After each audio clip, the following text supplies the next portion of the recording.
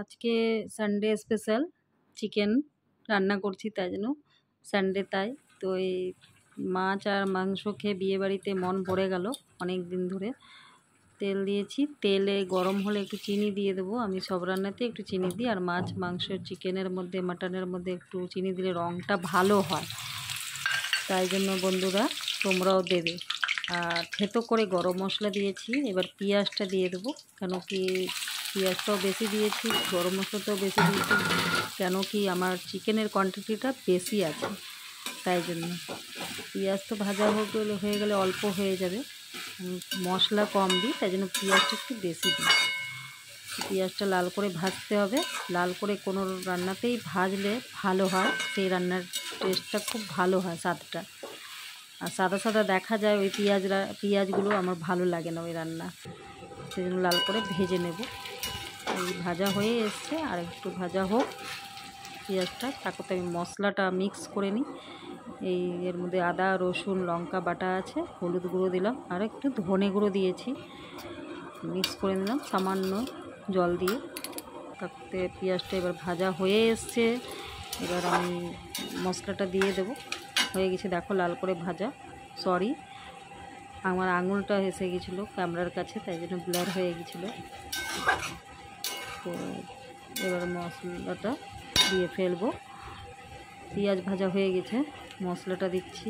দেখো মশলাটা দিয়ে একটু কষে নেবো, মশলাটাকে একটু ভেজে নেবো মশলাটা, আর একটুক্ষণ ভাজবো। তারপর আবার চিকেনটা দিয়ে তো ভাজবো, এই জন্য বেশি ভাজবো না। তো মশলাটা নাড়াচাড়া করে ভেজে নিয়েছি, একটু খুব সুন্দর কালারটা এসছে, ভাজা হয়ে গেছে। একটু ভেজেছি, বেশি না। এবার আমি চিকেনটা দিয়ে দেবো। দেখো খুব সুন্দর ভাজা কালার এসছে। তো ভাজা হয়ে গেছে মশলাটা বন্ধুরা, এবার চিকেনটা দেব। তো চিকেনটা আমি একটু ভেজেছি, নুন দিয়েছি, তাই একটু জল বেরিয়ে গেছে। ওই জলটা দিয়ে আমি মশলাটা ভাজি, চিকেনটাকেও ভাজবো। একটু জল রেখেছি আমি, ওই জলটা চিকেনটা তুলে এতে দিয়েছি, আর সবটা চিকেন দিয়ে দিলাম। একটু জল আছে, ওই জলটা দিয়ে নাড়াচাড়া করব।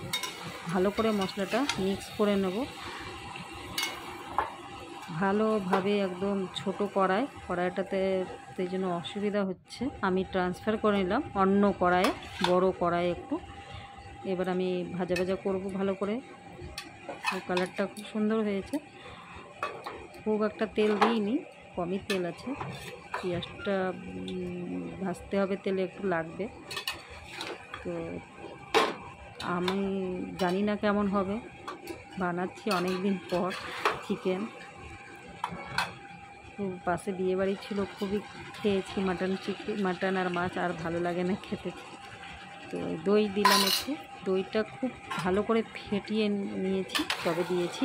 কেন কি দইটা আবার দিয়ে বেশি আঁচ করলে দইটা ফাটা হয়ে যাবে, তাই জন্য কম আঁচ করে ভাজছি, কি দইটা যেন না ফাটে। ফাটাগুলো দেখতে খারাপ হয়ে যাবে। তো ভাজে নিই, ভালো করে কষিয়ে নিই।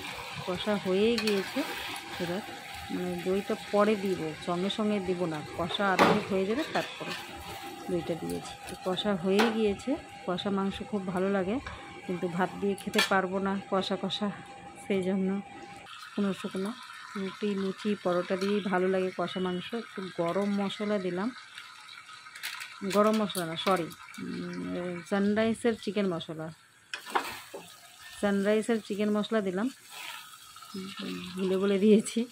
এটা সানরাইসের চিকেন মশলা ছিল একটা প্যাকেট, তাই জন্য দিয়ে দিলাম। অনেকটা চিকেন আছে, তাই পুরোটাই দিয়ে দিলাম টেস্টের জন্য। না থাকলে দিতাম না, ছিল বলে দিয়ে দিলাম। একটু নাড়তে অসুবিধা হচ্ছে, কড়াইটা একা তো, ক্যামেরা এক হাতে, ফোন এক হাতে নাড়ছি, তাই জন্য। আমি একাই বানাই ভিডিও, খুবই কষ্ট করি, তাও ভিউজ পাই না, লাইক কমেন্টও পাই না, জানি না কেন।